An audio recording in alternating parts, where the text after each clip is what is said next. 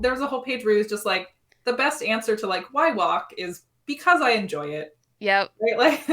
Like he talks so much about the concept of like enjoyment and joy. Or when I talk to people who aren't already in the transportation space about it, they're like, yeah, that sounds like hard and terrible. Like, why do you do that again? I'm in this movement because I want to feel joy when I'm walking to the bus stop. I want to feel joy when I'm on the bus, and that those are things that are potentially available to us. I think that people have just so routinized getting from one place to another as not being a source of joy. And I think some of us who ride bicycles especially have kind of reacquainted ourselves with the joy of, moving our bodies through public space. But I think that that's so anathema to what we're taught, especially as people who spend so much time in metal boxes. Welcome to the Streets MN podcast, the show where we use transportation and land use to make our communities better places. I'm Ian, and usually I'm your host, but today is our first book club episode, which means that Elissa Schufman is running the show. Find show notes and a transcript of the episode at streets.mn. And with that, I'll hand you off to Elissa. Welcome everyone to the Streets.mn podcast book club, which uses books to foster reflection, imagination, and conversation about better places in Minnesota. My name is Elissa Schufman. I use she and they pronouns. I am an advocate for more just and joyful communities, an abolitionist, a lifelong reader, and a Twin Cities resident. I will let my co-host introduce herself. Hey, thanks for having me, Elissa. My name is Carolyn. I use she, her pronouns. I am a communicator, a person who moves through public space, biking, walking, and taking transit. Also an abolitionist and someone really dedicated to making my community a more just and joyful place as well. We're in good company today. Yes. And today we're going to be discussing the book How to Walk by Thich Nhat Hanh.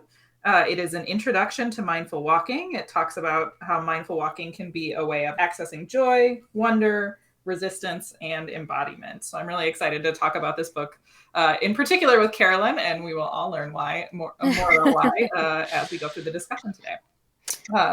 I thought a good place to start for this book would just be to talk a little bit about our respective relationships with walking. Carolyn, I don't know if you want to kick us off. What is your relationship with walking like? It's interesting. I was biking over here and I was thinking about, how I first thought of walking. And honestly, my family's a hiking family, and I never really thought about that as really just walking in nature until I've gotten older and have been, a quote unquote pedestrian in different ways. But I remember that as walking was really one of the ways that we came together as a family to do, things on the weekends, and called it a different thing, like a cooler way to talk about it. But in essence, it's really just walking. So I've had that relationship to walking for a very, very long time. How about you? Yeah, it's funny because I think my relationship with walking has been very choppy. I feel like one of the things that came through so strongly in this book is just like the idea that everybody walks first, or walks as primary. And I read this book for the first time, I don't know, 5 or 6 years ago. And at that time, I really disliked walking a lot. And I was like, gosh, this thing that I have to do to get places, it's I guess I'll do it if I have to, but I would much rather be on my bike or much rather be taking transit. And I think part of what this book helped me realize is that my relationship to walking, right? I have have had all these internalized ideas about efficiency and needing to get places, Mm-hmm. right? Transportation advocate, we're constantly talking about efficiency and needing to get places. Mm-hmm. And that's not what walking is about. Yeah. Yeah, I think that there's something in kind of Buddhist philosophy that there's no in-between time. And so I think that I also thought of walking as the time that I have to get from my house to the bus. And it's useless time. But when you kind of cultivate a meditation practice, you realize that every moment is a moment to be, present and aware, as Thich Nhat Hanh talks about. And so there's no such thing as time wasted, because it's time to be present. And so there is utility in that. So I definitely identify with that too. And as someone who couldn't be on my bike for almost 2 years, like walking became a joyful thing. They're like, oh my God, at least I can walk as opposed to just be, relying on crutches or not being mobile at all. Yeah. Yeah, it's interesting. So I was also a person on crutches for a period of time. I was hit by a car in 2015, as you know, and then, couldn't walk for a while and couldn't ride my bike for a while. And I was on crutches in the winter. And yeah, I think it also really changed my relationship with walking in terms of there's something in it about like slowness and pacing yourself. Yes.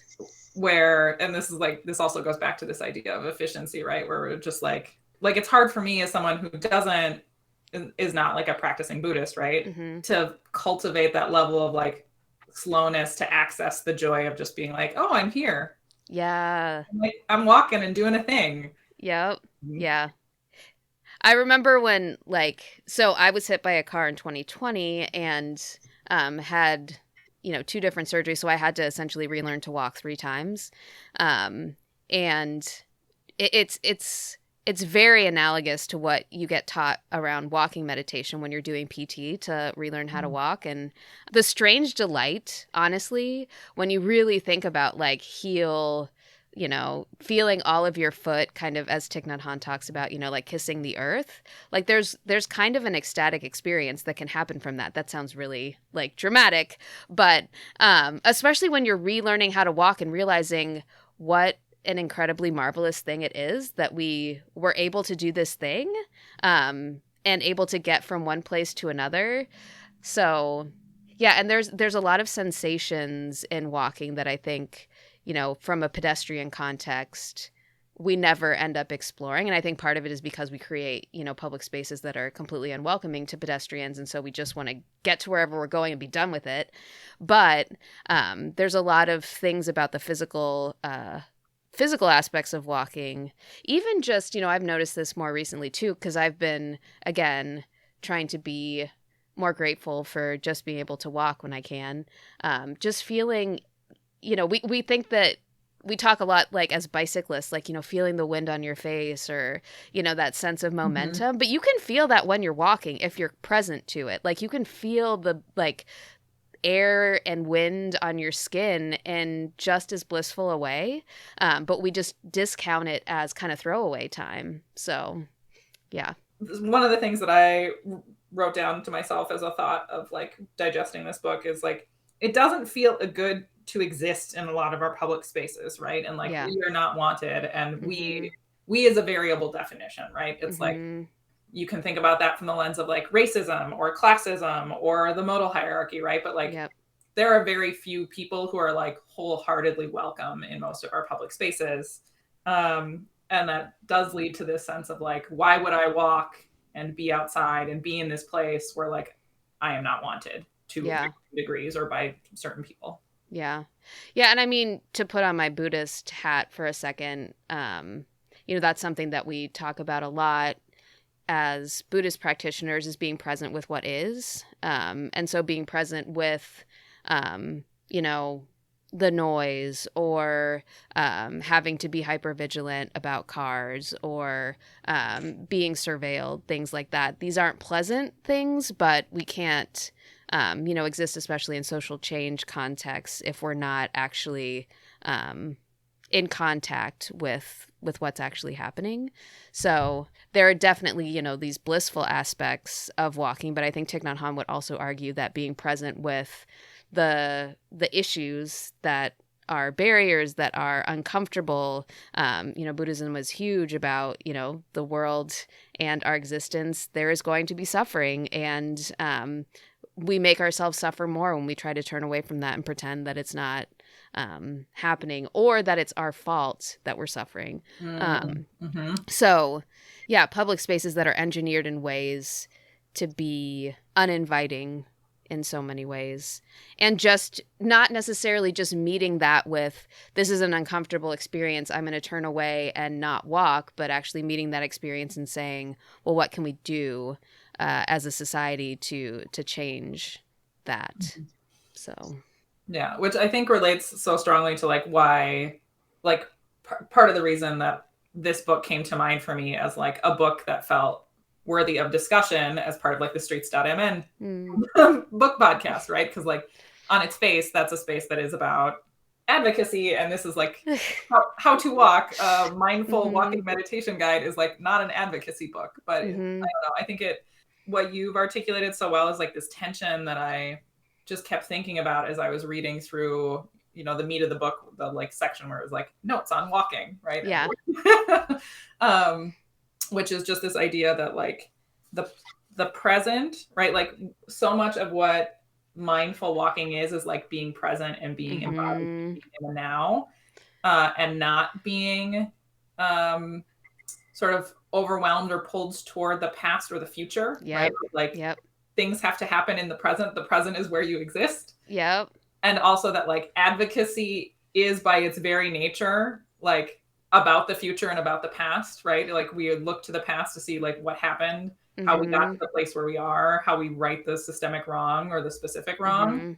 And then like we have to imagine something different and always be looking towards that. And it can be so difficult to like recognize what is in your control and what is not in your control, especially like so much of advocacy is about like building collective power and influence and educating folks, and like the idea of changing hearts and minds is totally at odds with like you can only control what you can control in like many moments. Yeah, I feel like there's also that kind of paradox in Buddhism as well, which really resonates with me, that, you know, there are a lot of people who have a misconception that Buddhism is really passive and nihilistic. But there's this kind of, like I already mentioned, you can't be in relationship and change something if you're not present with it. But there's also this notion of embodiment in that you can't, you know, walking is something, you know, walking meditation in particular is something that can settle your body, settle your mind, make you feel like you're in relationship to your body.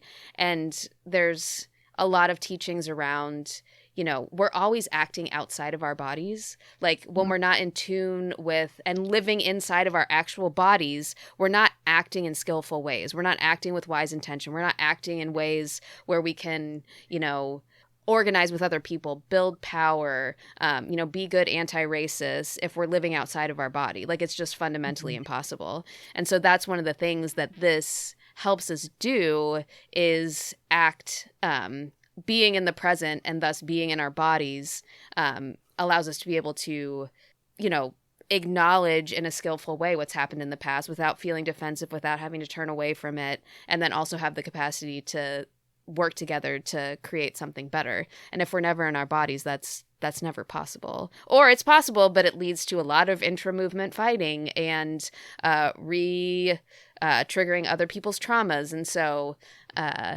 being in the present is important in that way too, in terms of building together in ways that we're not, that we're doing it in a mindful and a skillful way.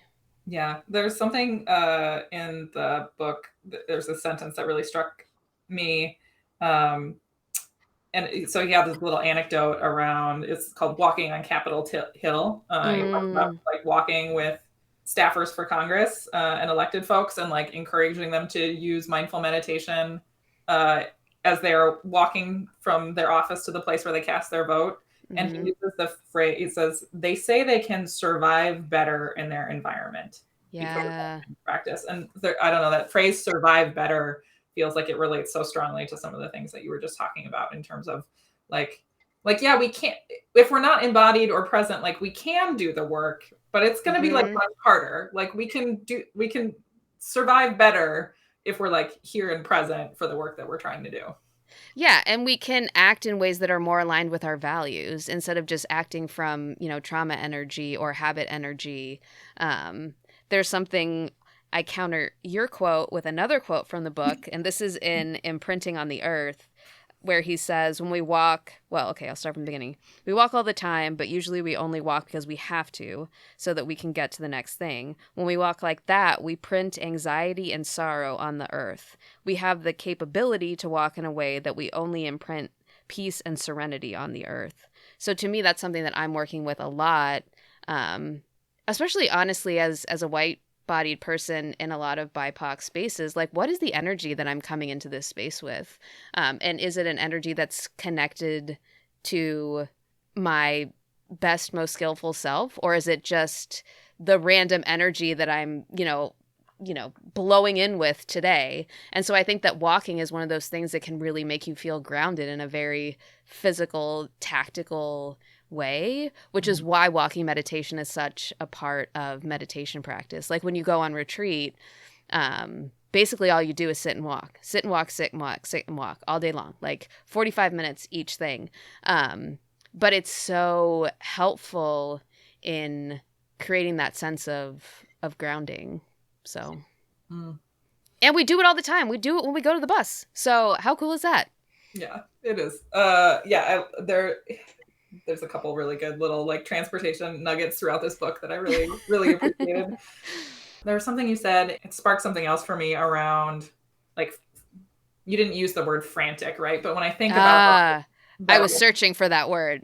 Thank you. But when I think about that frantic energy, right? Like, and meditation and walking meditation as an antidote to that frantic energy, because there's like so much wrapped up in that frantic energy, right? Like, I think it's like capitalism and the pace of society and like the social media machine that is like designed to make people feel angry and like dissatisfied, and I sometimes call it the rage machine because it's just like that's what it's designed to churn out.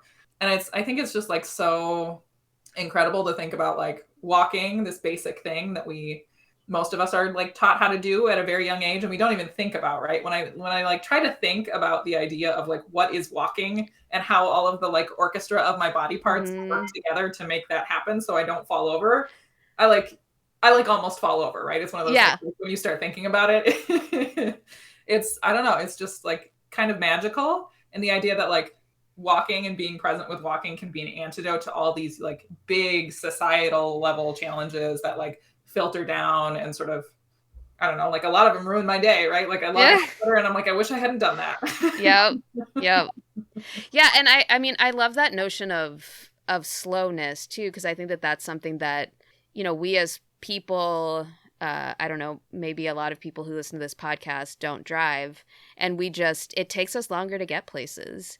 And I think a lot of people, I used to have a lot of anxiety around that, I have to schedule meetings in such a way that I have time to get from one place to another in a way that other people can get there faster. But I think when you flip that around and really embrace the slowness of that is time that I can, be present with my body. It's time that I can, absorb things in public space that, subconsciously are going to make me more creative and make me more energetic and vibrant. I think I've really very intentionally tried to make that shift rather than feeling bad that, I can't stack meeting to meeting to meeting to meeting. I mean, this is pre-pandemic, obviously, but I think really embracing that slowness is so healthy and such a, act of resistance against this productivity culture that makes us so frantic.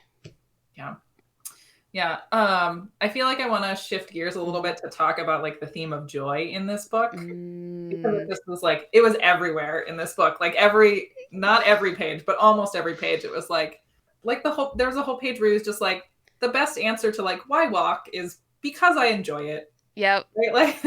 Like he talks so much about the concept of like enjoyment and joy.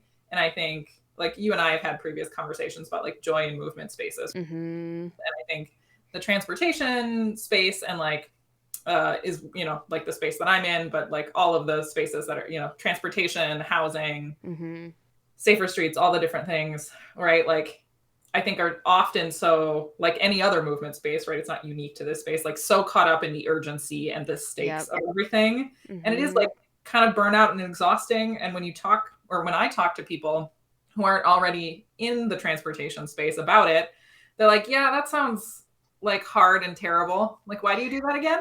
Yeah. Well, yeah. And I think it's because people don't, like we've just thrown away this big portion of our life, which is, outside of our little individualized lives of our homes or our nuclear families, and everything that happens outside of that is just kind of ancillary time that we're just waiting to get to another place. And so to be able to even conceive of, I'm in this movement because I want to feel joy when I'm walking to the bus stop. I want to feel joy when I'm on the bus, and that those are things that are potentially available to us. I think that people have just so routinized getting from one place to another as not being a source of joy. And I think some of us who ride bicycles especially have kind of reacquainted ourselves with the joy of, moving our bodies through public space. But I think that that's so anathema to what we're taught, especially as people who spend so much time in metal boxes. So, yeah. I find biking very joyful. Obviously, I've been a bicyclist for a while. I used to work at the League of American Bicyclists, so obviously biking is my jam, but I really enjoy walking too. There's a slowness to it and an ability to perceive the world that's really different. And yeah, I don't really think of it anymore as just a thing that I do when I have to. Sometimes I will choicefully walk instead of ride a bike. So I think there is joy in the inherent slower pace of it. Yeah, and I think some of the things you're talking about in terms of mindset shift, right? About the context we're all operating in, which is like, this relates to you being like, well, I used to feel bad that I couldn't stack meetings back to back to back to back, right? Where it's like, the thing is not that I'm not doing enough. It's that too much is being asked of me, right? Yes. Like, that I am too slow. It is that the world is too fast. Yep. Yep. And like, this is like a human pace of things, right? I don't know. I like, we talk a lot about like human scale of things, right? In street design and like street adjacent, you want like human scale lighting, so that like, you're not lighting just for cars, you're lighting for people walking on the street, right? And I think there's something to be said for like thinking about how the concept of like human scale, whatever, like transfers to like our time and our priorities and not the physical places. Yeah. Well, and this is interesting because it's actually kind of counter to what he talks about in the book in terms of what Thich Nhat Hanh talks about in terms of if you're walking, just walk. Don't, walk and talk, or don't walk and eat a snack.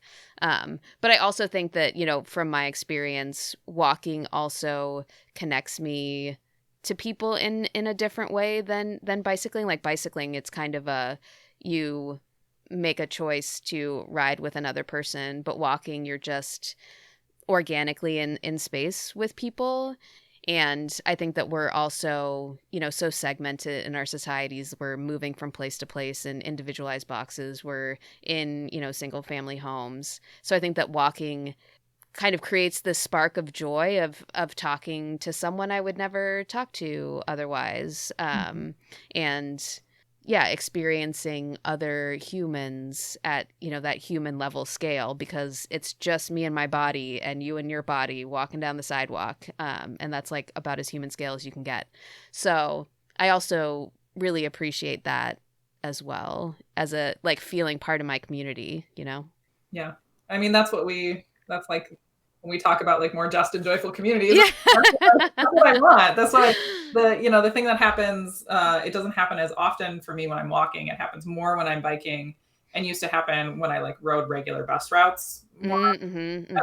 Like sort of one time bus route usage, which is where I'm at right now, of like running into people or like building relationships over time with people because they like the only thing you do have in common is that public. Yes. Like, I don't know. I explained to a friend of mine just like a couple of weeks ago what a pickup bike ride was, where it's like you run into somebody and you happen to be going the same direction, and then you just bike together for a while until you turn. And that's like not a thing that he was like, I didn't know that could be a thing because he rides everywhere. Right. Yeah. Yep. And so just, I think like there are lots of pockets of joy to be had. And to your point about like people who are not in like movement space being able to like, they cannot imagine that would be a thing. Exactly. Right. Exactly. And like we do a good job of from inside movement to outside of movement space talking about like the harms, but not about the joys of like I love riding the bus because like I like run into people. All the people who work in downtown St. Paul used to ride the, Yeah. Or just like overhearing fascinating conversations that you never would have heard otherwise. Mhm. Like, I think that people always think of, when I tell someone like, yeah, I don't drive, I don't have a driver's license, it's seen as like, oh, well, you must be scared of driving, or you must not have enough money, or, some sort of deficit orientation to it, as opposed to like, no, I mean, I could financially probably, I actually have no idea how much a car would cost. I mean, it's one banana, Michael. What could it cost? $10? I hear gas is expensive now. Yeah. I mean, if I really wanted a car, I'm sure I could make it work. But people don't have that concept of like, I don't want that, Yeah. So I think that that's also really hard for folks to say, which I think is wrapped up in that whole context of like what we expect of human beings and the rapidity of everything we're supposed to do in 24 hours. But yeah, It's a lot. I mean, I was kind of continuing on this path of talking about how, slowness and walking is a direct response to kind of an opposition to what we have right now. I really loved the each step is an act of resistance, where he says every step is a revolution against busyness. Every mindful step says, I don't want to run anymore. I want to stop. I want to live my life. I don't want to miss the wonders of life. I know we've touched on that a little bit, but I think that there's so much voluntary distraction that we do for ourselves. And I know that I keep myself busy as a means to not connect with, things that are hard or things that are true or things that I need to heal from. And so I think that this antidote to busyness is such a key step towards resistance, because I have to know myself before I know what I'm able and interested in standing for. So I really love that, walking as an antidote or a active resistance against busyness, because that's something that is still kind of a lifelong unlearning for me. Yeah, there's the quote that I was like, oh, I have to read this one podcast, but it relates to the thing that you were talking about in terms of like he talks about like running from things. Yep. A couple times throughout the book, right? And this little page is called walking instead of driving, right? Sometimes we don't really need to use the car. Yep. But because we want to get away from ourselves, we go down and start the car. You cannot escape yourself wherever you go. Sometimes it's better to turn the engine off and go out for a walk. It may be more pleasant to do so. Yeah.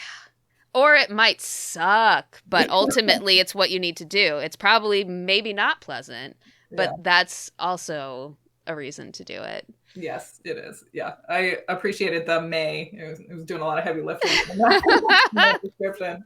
But yeah, I think it's just like that description. Like, I mean, when I was a teenager and I drove over, like I've done that. Like I have watched 1,000 movies and 1,000 television shows where that has happened. Yeah. Where someone is like upset, and instead of dealing with the thing they're upset with, they go and they get in their car and they drive. Yep. And then they eventually come back and park their car in the same spot. Like they don't actually get away from the problem. Yeah. They haven't gone anywhere.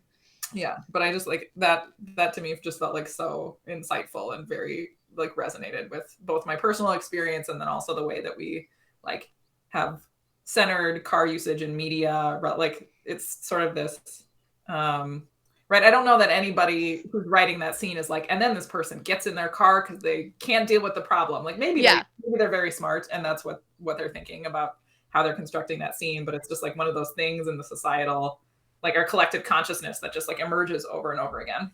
Yeah. I mean, when you watch that scene in a movie, you're thinking to yourself, oh, that person's going to like clear their head or whatever, which is so ironic. But that is how we've like conflated, going fast or going in circles is what you do when you can't or don't want to actually be present with what is. Yeah. Which is like, it's hard, right? Because there's a lot of things, coming back to some of the things we talked about earlier, there's a lot of things like we don't have control over, either in our personal lives, in the advocacy work that we're all trying to do, right? It can be really yeah, it's a lot to like reckon with that and also continue to be like, and I believe that we can make change, right? That like holding that tension is a lot of emotional work. Well, and also being in tension, that's like in movement spaces, in Buddhism, such a core tenet is like being with grief, being with anger, being with discomfort. And we're a society that eschews any sort of negative emotions as bad.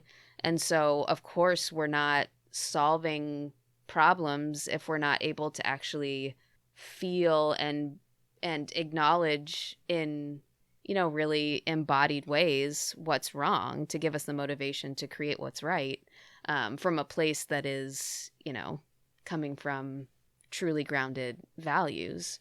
So yeah, getting in your car and driving in circles is keeping us stuck where we are in so many ways. Literal and metaphorical. Yes. Yeah, there's something else in what you said that it brought to mind perfectionism for me, right? It's like there's so much of, I think, it can be really tempting in advocacy spaces and in personal spaces to make all of the stakes all or nothing all the time. Yes. I think that relates to this idea of like stuckness, in that like we're afraid to try the thing for fear of failure, right? And one of the things that Thich Nhat Hanh talks about throughout this is like, I guess what strikes me is there's no conversation about like skillfulness or being good at something. Like, right? He's not like, you have to be the best walker. Yes, that's He's like, so true. Just like, it's like you have to do the thing. Yep. And it would be nice if you also experience joy while doing the thing. And that's all. That's like all this is, right? Yeah. Well, and he talks a lot about, I think in this book, but definitely in, kind of his overall teachings, is that you're always arriving. You're always home, and because you're home in the present moment. And so it's in opposition to this notion that we have, I think, a lot in advocacy spaces, is that there's a destination, and that destination is fixed, and we have identified what it is with, certainty. But actually the arriving there is just as important. And also that, things might change along the way, like there is, and when you get so hooked into that, there is a single destination. There are so many ways that everything's failure except the one thing. Exactly. Yeah. And there is, like, that's something that they teach you, if you're on retreat and it's your first retreat and, they're doing the first instruction around walking meditation, is like, literally, you can't do this wrong. Like if you want to walk fast, if you want to walk super, super slow, like I've seen people walking in so many different ways, it's about how you're doing it, like how you're experiencing it. It's not about, are you doing it right or wrong, which I find so, so different than, also in advocacy spaces, we have this like ideological purity a lot of the time where it's like, if you have a slightly differing opinion than me, A, we can't work together, or B, you're wrong, or you're not woke enough, or you're not left enough, or you're not radical enough. So I think that this, meditation, walking, all of Thich Nhat Hanh's teachings kind of push against that, any sort of universal truth. Because everyone's experiences are going to be different, and those experiences are going to change moment to moment. It's work, right? Like one of the things that struck me is that like Thich Nhat Hanh is like one of the most famous like Zen Buddhist. Like, I don't know the names of any other Zen Buddhist. And like throughout the book, he's just like, yeah, sometimes I like miss and this is hard. Right? Like I went to this airport and I like tried to walk and it was hard for me to do walking meditation in this context, right? And to just normalize that like it is work to do hard things, and it is hard work to do things that seem like they should be simple. And yeah, I think that like for me is also part of what you're saying in terms of being in relationship with people who don't have 100% the same viewpoint that we have. Or the same priorities, or the same like tactics, or like whatever the thing is. because like they exist here too. They are also walking on this earth. Yeah. Like just because we don't agree with them on a thing doesn't make them go away.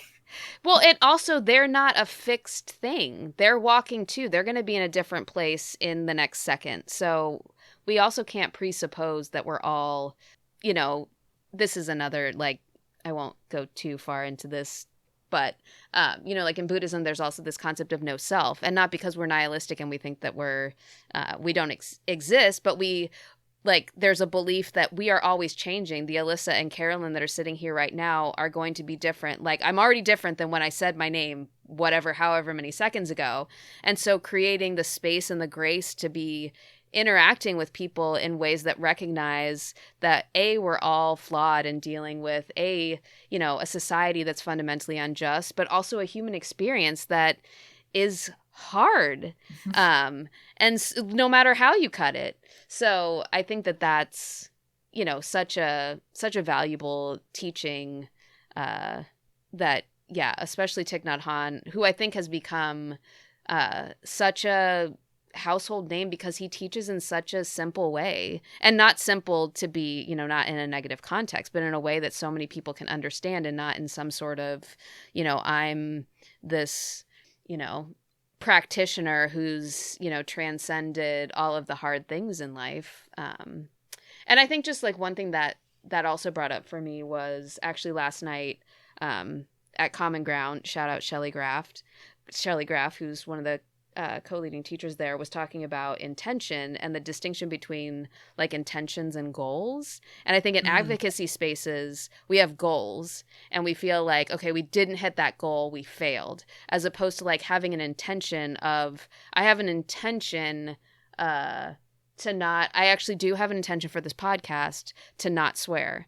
I might end up swearing before the end of this podcast, but that doesn't mean that like I failed. It means that like, okay, I still have that intention and I'm working towards that intention, but there are different edges, you know? And so like thinking about intentions rather than goals helps, in my mind, kind of combat that perfectionism where it's black and white, good or bad, kind of all or nothing stakes. Mm-hmm. Yeah. I feel like I just want to spend like a minute or two digesting that. But hard to do that when you're recorded. So I think what I want to close with is, for me at least, you know, as I'm thinking about like, what am I gonna, like, there's a lot that this is not a long book, right? And there's nothing in here, to your point, that's like particularly like complex, right? Most of the little notes on walking are like half a page, you know, it's like less than 100 words. It's like a slightly long tweet. And so there's like, I think tons of stuff for me that I always like digest and carry away every time I read this book. And I think there's one thing that I kind of want to springboard off of what you said about like intention. He talks in the little one called Silence about concentration. And it's that thing that you said earlier about, you know, he really advocates for like, if you're walking, just do the one thing, just walk. Don't do like 7 things. Don't be on the phone and be walking your dog and like all the stuff. Right. So he says that in the practice center where he lives in Southwest France, but he doesn't live there anymore because he passed away last year, I think. Yeah. We don't talk when we walk. This helps us fully enjoy walking 100%. If you talk a lot, then it's difficult for you to experience your steps deeply and you won't enjoy them very much. The same is true when you drink a cup of tea. If you're concentrated and you focus your attention on the cup of tea, then the cup of tea becomes a great joy. And I think like for me, I have been thinking a lot about that relative to a thing that many of the podcast listeners will probably be familiar with, which is the fight along Hennepin Avenue South in Minneapolis, where there were a great many advocates working very hard to make sure that we got great sidewalks, that we got protected bike lanes, and then we got dedicated bus lanes on Hennepin Avenue. And we wanted all of those things to be there all of the time because that is when they are needed. And we got the sidewalks and we got the bike lanes, and we did not get full-time dedicated bus lanes, right? Although we did a lot of work and we got bus lanes there for part of the day, which is really great. Mm-hmm. And I think there is this temptation in that, this is like tying together for me a lot of different things that we've talked about, to do the all or nothing thing and say like, well, we didn't get all the things we asked for. Right. But I think like we did get most of the things we asked for. And just because there's not necessarily a commitment to a full-time dedicated bus lane there right now doesn't mean there won't be one in the future, to your point about like things are all changing. And I think the like how we go about things, like meditating or reflecting or concentrating on that is like it's like worthy of merit is the phrase I keep wanting to say, and I'm not sure that's a good phrase. Because like we did a lot of really good work. Like advocates did a lot of really, really good work. And like concentrating on that and reflecting on that is a source of joy for me, to say like, wow, look at all of these like people who just like, they did a lot of things, right? They were out canvassing, collecting petition signatures, having meetings with elected officials, like talking to people who ride the bus. Like lots of people did lots of things, and like, that's amazing. That's amazing. And we've like, I think collectively there was not necessarily the like viewing of that as a source of joy because of the like, we didn't get 100% of the goal thing that we were fighting for, right? No, we got what I will loosely call 80%. I don't know, that's not a percentage, right? But like the how of how we went about it really matters. And I think like so much of it's in the title of this book, right? It's how to walk, right? Like how is what it really matters a lot of the time. And because of the ways that we focus so much on like goals or outcomes, as opposed to like hows or intentions, like we lose all the joy of like, look at this incredible, amazing thing that we organized to do. Yeah. Well, and the how also creates the future what? Like it creates the parameters of what we can do in the future. So because of the how in that particular fight, there is now organized community power to have the next what, so have the fight, or, however you want to term it. And I mean, that's something also that, he talks about in the book, and is certainly, one of the primary threads of, a meditation practice is you're always coming back. You're never done. Like it's a practice, and that it, like by the definition of that term. So everything is a practice, and the more we do it, the more it becomes, part of our natural inclination. And ultimately, when you've practiced for so long, that's when, you become fully liberated. So I think the how is so important, and makes the what possible. And I think like if I could close with one thing, I think getting to that, what can you do? Like, what can you practice? And I think that some of these simple things, they seem so simple, but I loved his little piece on a contract with the staircase, where like, because I mean, sweet. It was so sweet. Right? I mean, because I live in like, a converted attic of a single family home that's been converted into apartments. And so I walk up some very steep stairs every time. And I was like, oh, I should totally do this. But so he says, make an agreement with a flight of stairs you use most often. Decide to always practice walking meditation on those stairs, going up and going down. Don't climb those stairs absent-mindedly. If you commit to this and then realize you have climbed several steps in forgetfulness, go back down and climb up them again. Over 20 years ago, I signed such an agreement with my stairs, and it has brought me great joy. I mean, come on. How great is that? Like, let's all make a contract with our stairs. That would be my takeaway. But I think that, it goes to your point about the Hennepin fight, where it's the practicing and the doing, and doing things without this absent-mindedness that makes it possible for us to build and, win bigger things down the road as well. And at an individual level too, being, a happier, healthier person who's able to engage in those spaces in ways that are more sustainable and joyful as well. I feel like I could continue on with this conversation for a very long time, but that feels like a great note to end on. I would invite folks who are listening and want to be part of the discussion or see it continue to check out the post on the streets.mn blog. And if you have any suggestions for discussions or books for the podcast in the future, feel free to email podcast@streetsmn.org. Thank you so much, Carolyn, for joining me this afternoon. I had a really great time discussing this book and look forward to continuing to meditate on it. The next book club book will be rolling out in January. Mark your calendars. We're going to be discussing The City in the City by China Miéville, which is a sci-fi murder mystery that questions the nature of borders and what we mean when we talk about cities. So I'm very excited. It's a very different book than this one. I, for one, am excited. Thank you again, Carolyn. I hope you have a lovely afternoon and looking forward to continuing to discuss all things advocacy and movement related with you. Yay. Thank you for having me. I really enjoyed it. Bye. Thanks for joining us for this episode of the Streets MN podcast.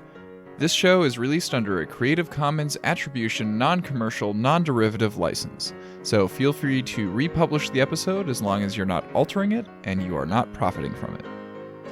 The music in this episode is by Eric Brandt and the Urban Hillbilly Quartet. This episode was hosted by Elissa Schufman and edited by me, Ian R. Buck, with transcript by Mike Allen, first of his name. Christy Marsden is our awesome guest booker, and technical assistance is provided by the super professional Brian Mitchell. If you're able to help make sure this team gets paid for the hard work that they do, please consider donating at streets.mn/donate. We really appreciate it. As Elissa mentioned, you can join in the book club discussion by going to the comments section on our post on streets.mn. And if you have feedback or ideas for future episodes, you can email us at podcast@streets.mn. Until next time, take care.